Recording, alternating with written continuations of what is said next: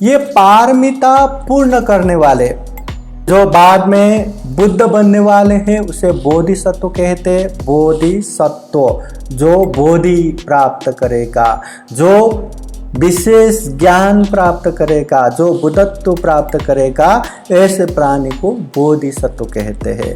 बोधिसत्व निरंतर ये पारमिता पूर्ण करते रहते। तो ये पारमिता पूर्ण करने के लिए यह 8 प्रत्यय बताया है।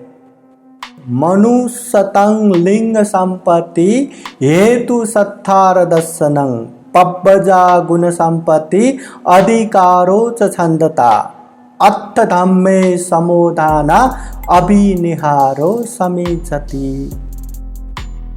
ये पारमी धम्म के प्रत्यय के रूप में या उपकारक अंग के रूप में 8 गुण धम्म को बताया है। 8 गुण धम्म।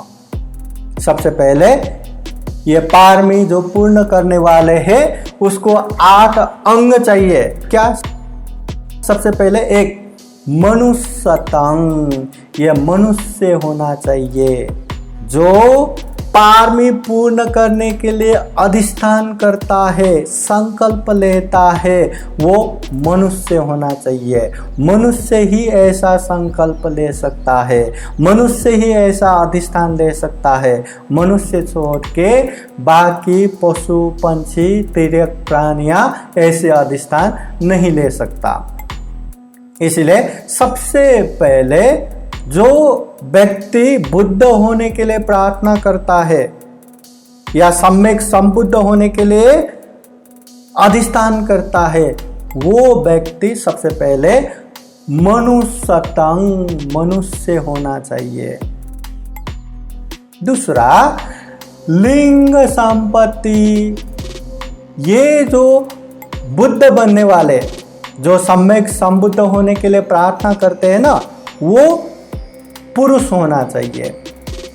पुरुष व्यक्तित्व ही ये सम्यक संबुद्ध होने के लिए प्रार्थना कर सकते हैं। जिस तरह आप लोगों को बताया, बुद्ध भी 3 प्रकार के हैं, श्रावक बुद्ध, प्रत्येक बुद्ध, सम्यक संबुद्ध।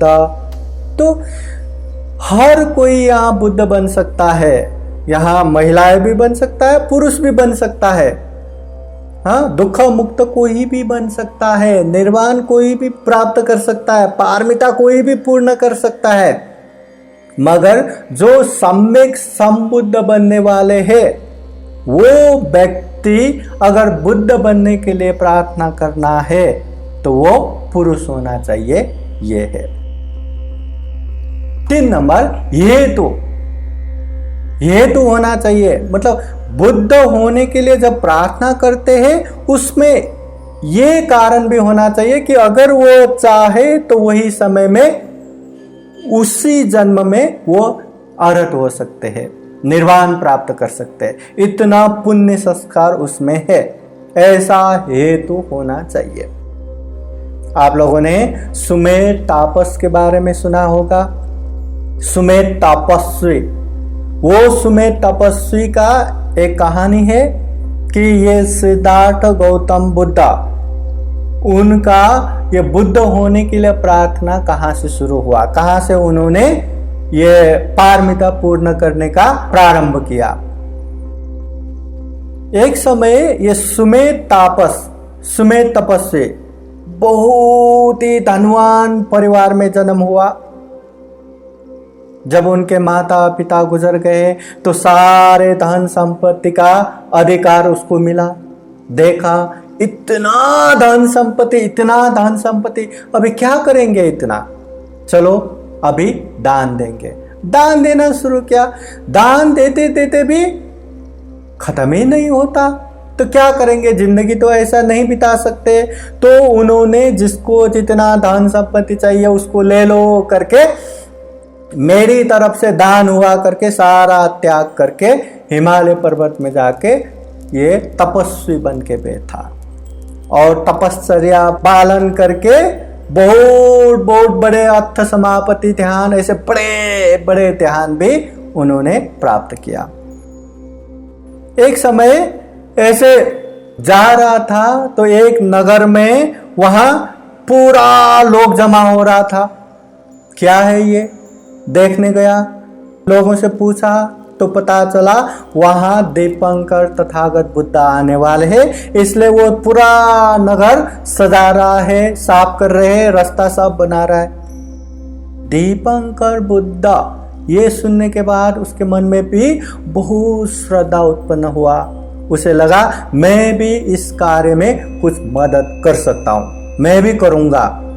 तो लोगों से पूछा कि मुझे भी कुछ काम दो, मैं भी कुछ करना चाहता हूँ। तो लोगों ने देखा ये तो तपस्वी है, बहुत पहुँचे हुए है, ये तो कोई भी काम आराम से कर सकता है, चलो इसको सबसे मुश्किल काम देता हूँ करके जो बिगड़ा हुआ रास्ता है उसे ठीक करने के लिए वो काम दिया।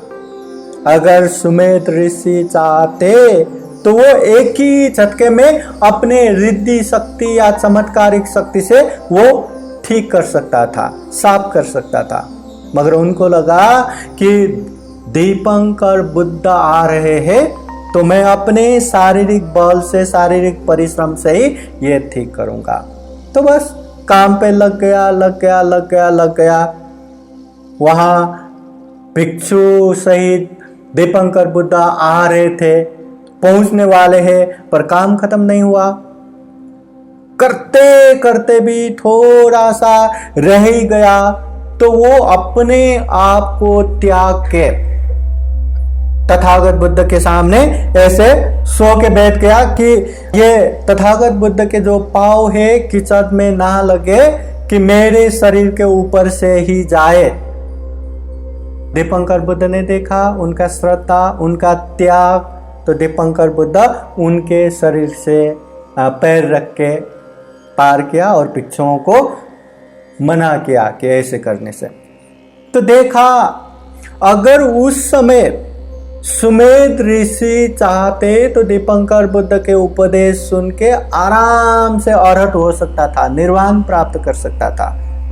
पर फिर भी सुमेध ऋषि को लगा कि जिस तरह दीपंकर बुद्ध इतने सारे भिक्षु भिक्षुनियों के साथ इतने सारे उपासक उपासिकाओं को धम्म देशना दे रहे, इतना अच्छा काम कर रहे, तो मैं भी बुद्ध बनूंगा। उसके मन में ऐसा संकल्प आया और दीपंकर बुद्ध से प्रार्थना किया, ये मेरे दान से, ये मेरे त्याग से आपने जो ज्ञान प्राप्त किया वो ज्ञान मैं भी प्राप्त कर सकूं। प्रार्थना किया। बुद्ध तो कोई वरदान देने वाला है नहीं कि किसी ने मांगा तथास्तु करके दे दिया। बिना वजह, बिना कारण बुद्ध कोई भी न आशीर्वाद देते हैं, न वरदान देते हैं, न कुछ देते हैं। पर दीपंकर बुद्ध ने देखा कि ये जो सुमेध तपस्वी, उसमें इतना क्षमता है कि ये भविष्य में जाके बुद्ध बन सकता है। तो ये कारण देख के उन्होंने भविष्यवाणी किया। नियत व्याकरण या नियत विवरण भी कहते हैं, उन्होंने नियत व्याकरण किया कि भविष्य में जाके ये सिद्धार्थ गौतम बुद्ध के नाम से तथागत बुद्ध बनेगा। उनके माता होंगे महामाया देवी, उनके पिता होंगे शुद्धोधन राजा, उनके कुल भूमि होंगे कपिल वस्तु, और उनका जो अग्र श्रावक रहेंगे सारे पुत्र भिक्षु, मौढ़ कल्याण भिक्षु, उनका उपस्थापक सेवक रहेगा आनंद भिक्षु, उनका अग्र श्राविका भिक्षुनी रहेगा उपल वर्णा खेमा। तो इस तरह से उन्होंने नियत व्याकरण भविष्यवाणी किया, वो भी सारे कारण देखने के बाद। साधु साधु साधु। बुद्धं नमामि, बुद्ध को नमन करता हूँ। धम्मं नमामि, धम्म को नमन करता हूँ। संघं नमामि, संघ को नमन करता हूँ।